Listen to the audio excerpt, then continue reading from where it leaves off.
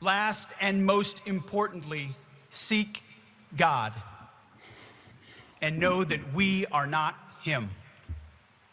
It's humbling. It's also liberating.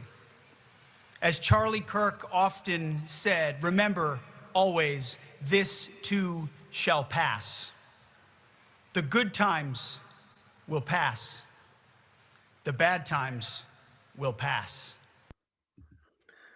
Quoting Charlie Kirk at West Point. I took this real personal, And the reason I took it personal, for those who didn't see me in my morning briefing and stuff. So 25 years ago to the day, yesterday, I got commissioned at Annapolis, United States Naval Academy. President Bush gave our speech. Okay. 25 years, 2001, May 25th. That speech was given on May 24th at West Point. Let me explain to you why this pisses me off. Him and Hegseth fights culture wars because he can't win real ones. Full stop. He's incompetent as hell. He can't win. He doesn't know. He can't even keep classified information in the right goddamn device. Okay? Number one. Number two, when he shows he can't win, he pivots to the culture wars to make him feel like he's great, like he's special. Charlie Kirk's name has no effing business being spoken at West Point because those kids are everything Charlie Kirk wasn't. Okay?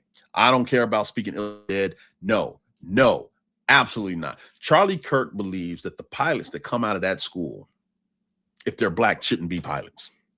Again, my brother's a United States Air Force Academy graduate and veteran combat pilot. Thought my brother, just because he was black, shouldn't be in the position. As a matter of fact, 40% of those people sitting in those chairs getting commissioned as second lieutenants in the United States Army in Hegseth and Charlie Kirk's mind shouldn't be there because they were either minority or female. But again, when you look at who steps up to protect this country and goes and fight for this country, it is disproportionately minorities. Disproportionately. It has been for literally over 100 years.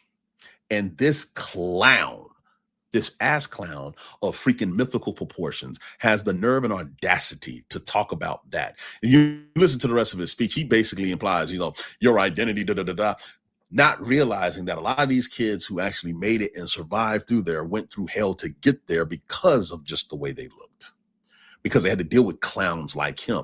But luckily, they really didn't have to listen to.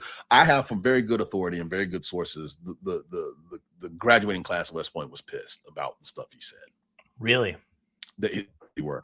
Yeah. And if you go back and look at the speech, you ain't seeing much clapping. You're just seeing these kids just like, if you don't get off the damn stage and give me my diploma and commission. That's what it was. And he thinks that there's some sanctuary and going to military bases as a Secretary of Defense, right? When the Gerald R. Ford pulled in after the record deployment they did of 300 plus days, that guy had an award ceremony as they pulled in. For those who don't know, award ceremonies last like an hour to 2 hours. Those kids wanted to get off the ship and go see their loved ones. They had to wait 2 hours for this guy to pontificate. The same guy that basically didn't feed them, the same guy that subjected them to attack, the same guy that turned their asses around and extended their deployment, not once, not twice, but 3 goddamn times. And he thought they wanted to see him. No one wanted to see him. And someone who's been that dude that got extended on deployment 9 months and had to come back. No one wanted to get me the hell out of here. But he's such a grandstander. That's how you know he doesn't give a damn about troops. Because if you have put on the uniform, when you come back from deployment, you know what I would have did?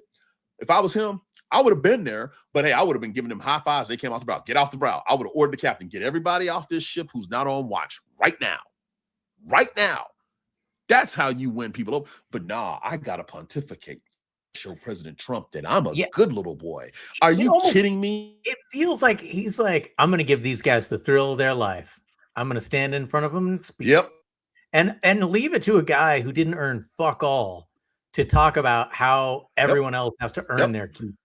Right? This dude was we have to constantly remind ourselves he was a Fox guy, and not a good Fox guy. He was a weekend guy, right? He was a Fox weekend guy. That was it. And now he leads this military. And look where we are. Second rate. Second rate all of his life. Sam, right? Sam, he's been second rate. He's been second rate ever since he had to stand on his own as a grown ass man. Second rate, right? He ran 2 nonprofits into the ground. He was the B team on Fox News. He went and tried to be the most bombastic person. He wrote a book that no one bought. I mean, I could go down the list with this guy. And he really thinks that they wanted to see him. I cannot stress this enough as a former sailor.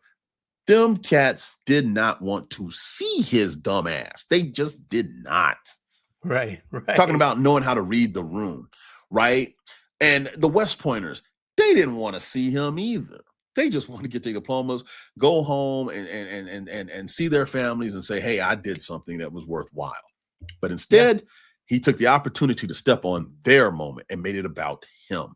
That is rule number 1 of how to be a bad leader, especially in the United States military. I mean, Amy Gabrielle says, I think he knows he's a loser. And I think that, I think that's it. Because why else would you fixate on everyone else's ability, right? Clearly he's got an issue with racism, right? He's unwell, Hegseth. But you have to be really weak and really understanding of that own weakness to lash out so deeply against people for no other reason than the color of their skin or their gender, right? He's weak. And not only that, not only is it a weak thing, right? He's so out of touch with the rest of America that he believes by saying this, it's going to make him more popular, that more people want to hear that. But I'm telling you, as somebody who's lived this as, again, the Black guy born and raised in the Deep South, that even the most bigot appreciates the fact that I serve. They may not like what I do afterwards or take my uniform off, but that bigot that didn't serve, who thought about it, he's like, well, I got to at least respect him. I may not like him, but I got to respect him. And the thing about Hegseth that is so diabolical to me is he's going out of his way to take the dignity and the respect of service members if they don't fit into his little white Christian crusade mode. Like, he's talking about God, this and other. Okay, so if you're an atheist sitting there, what do you do? Because guess what? There have been non-Christians, tons of them, to die for this country. They didn't believe in your God, but they went anyway. The same people who you think don't deserve to be there, one lifetime ago was serving in a military that was segregated, but went and did the job anyway. They weren't like you from, basically white bread Wisconsin, class valedictorian, went to Princeton and kept failing upward. They still found something in this country to fight for, despite having to deal with people like Hegseth. Those are patriots. That dude, he's a perpetrator. It's one thing to fight and talk about, we're going to fight for your rights when you get to enjoy the full litany of those rights. Another thing, fighting, hoping one day you get to actually live and experience those rights. That's why he has absolute nobility with me. Man, none. That's incredible, Bobby. That's exactly right. Jesus Christ, Hegseth, it's got to go. I think this is what is so upsetting to me. I know why he's upsetting to you, but I just thought we were better, right? I thought we were better than that. And I think we can be. But he represents, he's so indicative of what Trump is and what this disease is. And I think as a whole, I feel mournful about it. I think as a whole, we are better. But I think when you allow certain people to get a megaphone, right? It's like the Pied Piper to your worst instincts. What separates us allegedly from animals, it's supposed to be this thought process that we can suppress things that we find morally wrong. We develop this sense of morals at a much higher level than any other being on the planet, allegedly, any other species on the planet. But that does not mean those negative intrinsic thoughts are not there. What's supposed to civilize us, our ability to think logically and overcome it. But when you can't think because using logic hurts, or you are too lazy to do so, and you want to just amass power, you go and appeal to the worst base instinct of society. Let me put it to you like this, Sam. We can cite time and time again in history where nations or groups of people have done unbelievably horrible things to one another. And we want to know why, right? We can count the times where that society does unbelievable great things and change society as a collective. It's usually a few brave people that have to stand up and do it and challenge the humanity of others. Our base instinct, even though we may be good, it's easier to follow our worst thoughts in a lot of cases than to actually fight through and do our best for others. That's the problem. That's where leadership is supposed to come in, and we have leaders that don't do that. It's that simple. Right now, we don't, at least.